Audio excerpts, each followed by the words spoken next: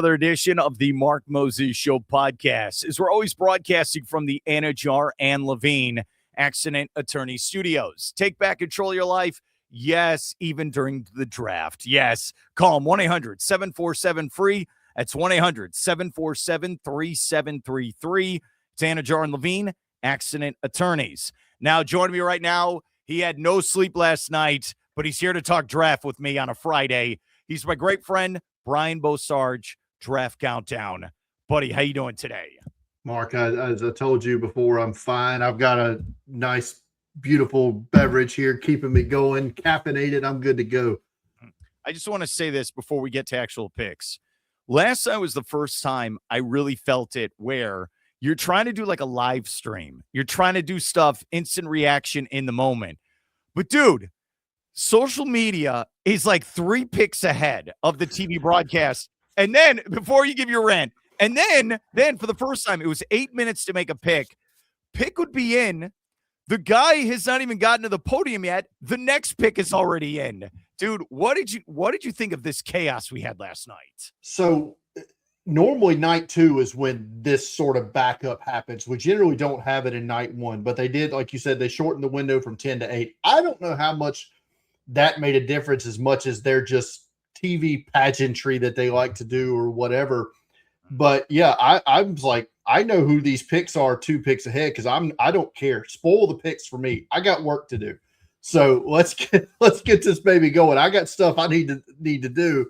And it's like, no, they've got to fix this, man. Or people are going, because in this age of that we live in, social media and all that, people are going to start tuning out to your broadcast if they know that you're this far behind. And like I said, the casuals don't really, they watch night 1. They don't watch night 2, night 3, but that's when you always get the picks ahead. But this is rough. They're going to have to fix this quick. It was rough last night. There was a moment there. I think the Cowboys traded up to 11, 1 pick up from the Dolphins, right?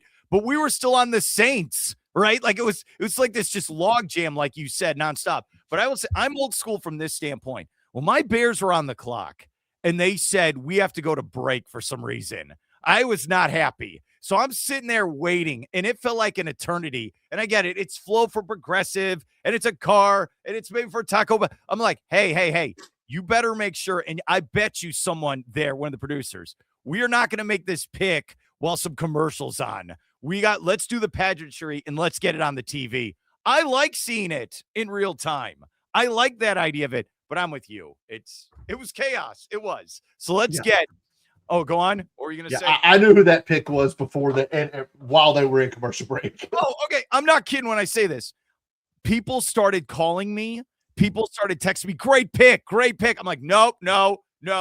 Let me feel it for myself. I need to see this for my own eyes. I need to do it. Okay, let's go to the draft. Mendoza, we got it, right? Everyone knew that. If we go over our top 10, what did you think of what the Jets did, especially at number 2, getting Bailey out of Texas Tech? It was kind of like we had settled on it. I think we had talked about it in the pre that this was we need to know what we know and more than what we can know. And that was the difference between Bailey and Reese with the pick at 2. They know that Bailey is a pass rushing machine. They think Reese can become that, but you take the devil you know, I guess, as opposed to the devil you don't. I like the pick from the standpoint they had other picks in the first round. Yeah. Right. So it wasn't just all in on, we'll get to the Rams in a second with our thoughts, but it was like, yeah, you had 3 of them. All right. Okay. Here's what we're going with. Then it got interesting with Jeremiah Love. I said he was going to go to Arizona. I don't like the pick. What do you think of the pick?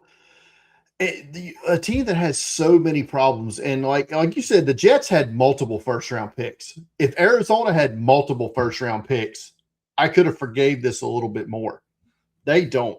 This team needs offensive linemen. They have no quarterback right now. Gardner Minshew's like the only one that's going to be in camp when they go as of right now. Yeah. It's I don't know. I mean, Love's great, but you have running backs already there that are solid players. It felt like a stretch for me. Then his backup got drafted. 2 Notre Dame running backs in the first round. I I mean, so your backup got drafted as well. It is wild. All right. I don't like Love. It reminds me of Saquon Barkley. All right. You could be a phenomenal talent, but if nothing's around you, what is the point of you then after a while in an offense? All right. Thought this was interesting also. Number 4, Cardell Tate. I thought they'd go offensive line. But they went wide receiver. What did you think of the pick? I thought they would actually go on defense with Robert Saleh being the head coach there now. I thought that's where they would lean, but they end up going Tate. It feels like we're going to surround Cam Ward with as much foolproof weapons as we can, getting Tate. I mean, it's a good pick. They must feel confident that they can, get the defense figured out, which they did come back into the first round later to get an edge rusher in Keldrick Falk. So it's interesting that they went with the wide receiver at 4, and this was like the first really shock pick because a lot of people thought Love to Arizona was there. You mentioned you did. This was the first kind of shock pick, I think, in the top 10. All right. Well, Ohio State. What's funny, if you were a gambling man, you'd say who's the first Buckeye off the board. I did not think it'd be Carnell Tate. No, I did not. He's not even the number 1 wide receiver on his college football team, and he is the 4th pick in the draft. And then Ohio State, I think it was 4 in the first round, dude. Yes, they had 4 players in the first round. This is the 6th Ohio State wide receiver to be drafted in the first round in 5 years. That streak will extend to 7 and 6 years next year when Jeremiah Smith is a top, however, 5 pick probably. It's interesting. It's him, then it's Reese. We'll go to the Giants. Reese at 5. Did you like that pick for the Giants? Oh yeah. Yeah. I mean, Reese is a stud. I mean, and it's great because you think he can be an edge rusher, right? You're projecting him. He doesn't have to be immediately right out of the chute with the Giants. He can learn that craft because they've got Brian Burns. They've got the guy from Penn State last year they took. Abdul Carter, yeah. And they've still got Kayvon Thibodeau. So they don't have to rush him in there to rush the passer. They can ease him in. He's going to start at linebacker and ease his way in the system. It's a great pick for the Giants. All right, then we'll go to the 10. We'll jump ahead here. The other pick by the Giants, right? You take offensive line out of Miami. This was your pick. Was supposed to be at Cincinnati. You made the trade. Yeah. So do you like these 2 picks overall for the Giants then? I would have preferred if I was the Giants. I mean, you have a need at right tackle. Actually, from what I've read, they're actually going to start him at guard. So take that for what you will. Maybe he eventually goes outside, but they're going to start him at guard as a rookie. I would have preferred, if I was the Giants, to take Caleb Downs at 10, and then you just double up on the Ohio State defender. You completely remake your entire defense in 2 picks. But Maui Noah's he's a great run. He's a great blocker. It's a good fit. He was a top 10 player on my board. So the range is right, but yeah. I would have preferred Downs over Maui Noah, but that's just nitpicky. Yeah. Cause Downs went the next pick, right, to the Cowboys. Yes. Dallas gave up like 2 5th-round picks to go up 1 spot just to make sure nobody else came ahead, which was, I think, a great move by Dallas. Okay. So Kansas City at 6, they trade up with Cleveland. They give up a 3rd and a 5th. Yes. I think from Cleveland, I can't believe I'm going to say this first time in the whole universe. I like what Cleveland did. Hey, they wanted the offensive lineman. They knew he'd still be there. They traded out. All right. What did you think of Cleveland's idea in this? So Cleveland, I had them mock taking Spencer Fano, the offensive tackle from Utah, in my final mock. They ended up getting him at 9, and you get an extra 3rd and a 5th, like you said. Great move by Cleveland. You get the same guy you would have taken at 6, at 9, get 2 picks. Kansas City, this was pure. Washington did not want to trade. They were locked in on Sonny Styles. That's fine. They weren't coming off the 7th pick. New Orleans was going to take Mansour Delane at 8. Kansas City knew that. They're like, we've got to get ahead of the Saints. They get up to 6, get the corner that they wanted, and give up some picks that maybe the 3rd round pick would have made your team. The 5th round pick, there was no guarantee. Yeah, it's a good point. So you're okay. Are you all right then? I like the pick for the Chiefs. Okay. And then you brought up Styles, another Buckeye as well in the top 10, Washington. Did you like this fit for the Commanders? Yeah. I mean, he's their green dot right out of the gate. I mean, he's the leader of their defense right out of the chute. This is a stud for Dan Quinn's defense. So you're good, right? Yeah. You are good with the pick. Then Jordan Tyson, Arizona State to the Saints.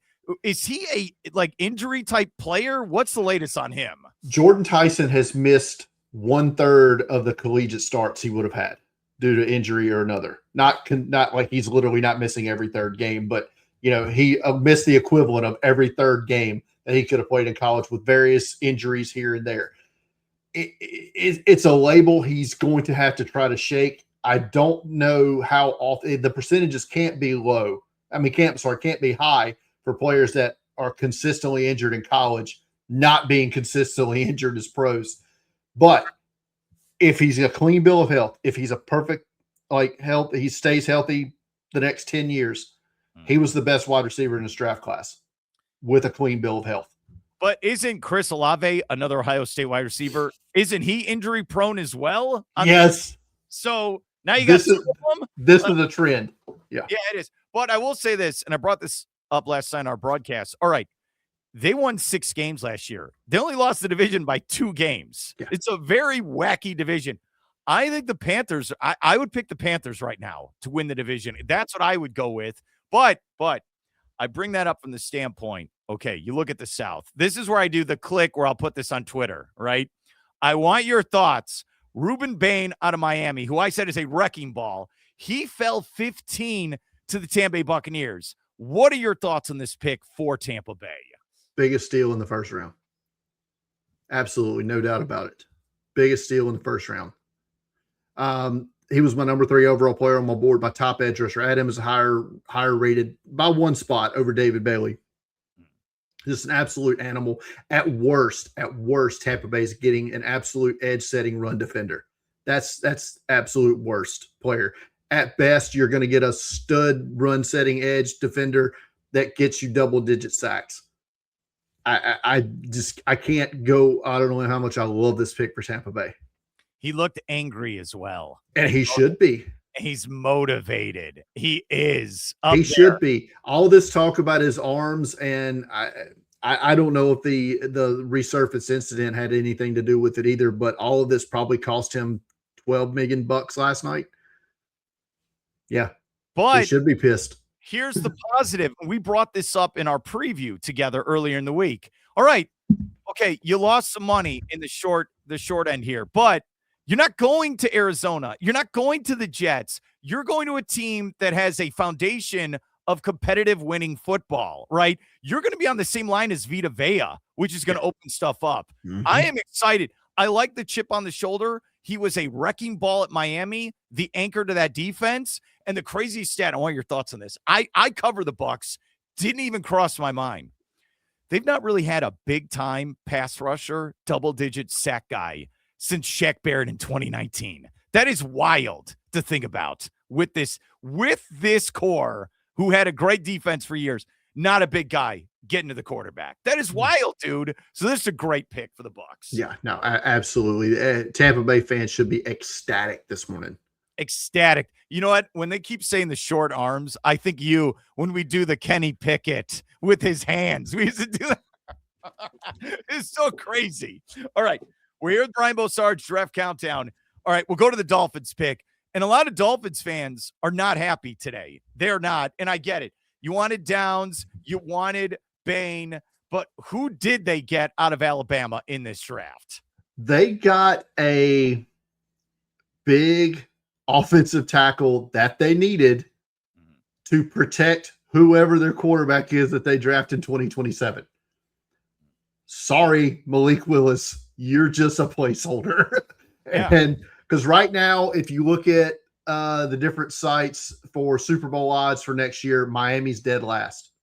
So they're the projected number 1 pick in the draft next year. So get ready for it, whoever that is. You're going to have Caden Proctor protecting you. Their second pick, Chris Johnson, the corner from San Diego State, he's my first exposure to him was at the Senior Bowl, where I'd heard a lot of buzz about him, but he didn't have a great week at the Senior Bowl. But the rest of his pre-draft process, he nailed. And then you go back and watch the tape. He's a great cover corner.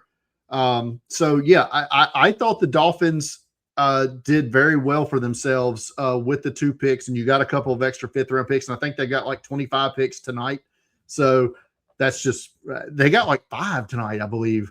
Yeah. So they've got a chance to really set their roster in place for the quarterback that they choose to be their future next season.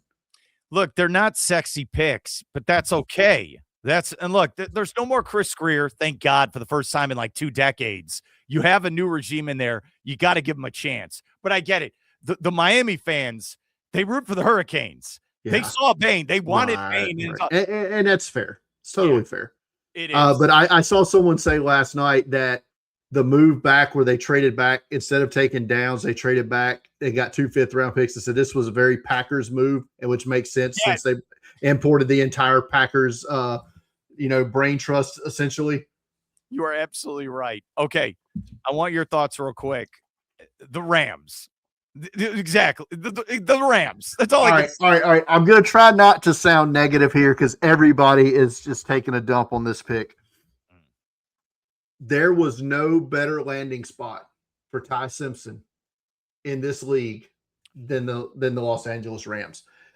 The whole question on him was only 15 career starts, doesn't have the game reps, this and that. Well, now he gets to go learn for 2 years, maybe 1 year, maybe 2, behind an NFL MVP and Matt Stafford, with one of the best head coaches, offensive minds in the league, and Sean McVay. But a lot of people, the reason they're down on the pick is like the Rams are in, based on all their other moves, the Rams are in a win now mode. And you took a 2 year from now pick in the first round with the 13th overall pick. You still don't have a right tackle right now. Your right tackle retired. Now, maybe Caden Proctor going ahead of them maybe that threw off the because I actually had mocked Caden Proctor to the Rams in my final mock draft. So maybe that was the thinking, and maybe that was the last little bit of thing that they needed. Where would you have taken this guy in the draft? Later in the first round. I mean,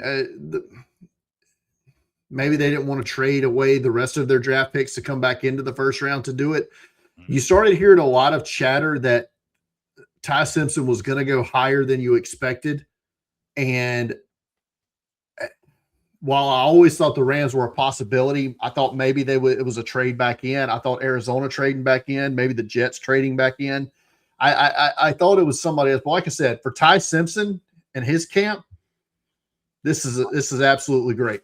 He made the right decision by going to the NFL draft. I know there's all these rumors now. He could have been the quarterback of the Miami Hurricanes and make $6 million this fall. But look, you're absolutely right. It's a perfect situation. You don't have to play unless there's a horrible injury. You're going to be sitting there for 2.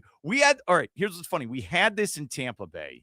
Kyle Trask from Florida went in the second round of the Bucs, sat behind Tom Brady. But then he never played. He never panned out. They got Baker Mayfield. We'll see what happens with this. All right, here's the final one, and I appreciate coming on, okay? You know what I'm going to ask. What are your thoughts on the 25th pick out of Oregon going to my Chicago Bears? The second biggest steal in the first round. Dylan Thieneman is a stud. I had seen some people say that before the draft that if he never plays a down at safety, he's the best nickel cornerback in this class. If he never lines up at safety, I think he lines up at safety. I think he lines up all over the back end of the Chicago defense. He's an athletic freak, just super fast. I love this pick. He was a stud at Purdue as a freshman, and he was a first-team Big Ten freshman, right? At Purdue, transfers to Oregon. Just a great pick for Chicago. The Bears fans should be happy with this one, and they have a pick early tonight as well. So They have 2 second-round picks. Yeah. The DJ Moore trade to, Buffalo. Yeah. No, not early. I was thinking this third round, they have an early pick. Yeah, so I am going with defensive line and maybe offensive line. That's what I'm going in second round if I'm the Bears. That's what I'm doing in this draft. Okay. Big 10, 10 players in round 1. SEC only had 7. Now I get it. You've added teams from the Pac-12. But so did the SEC. Join Texas, Oklahoma. I can't stress this enough.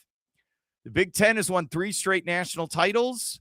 They now have more players for the first time, I think, in over 10 years in 2015. round 1. 2015.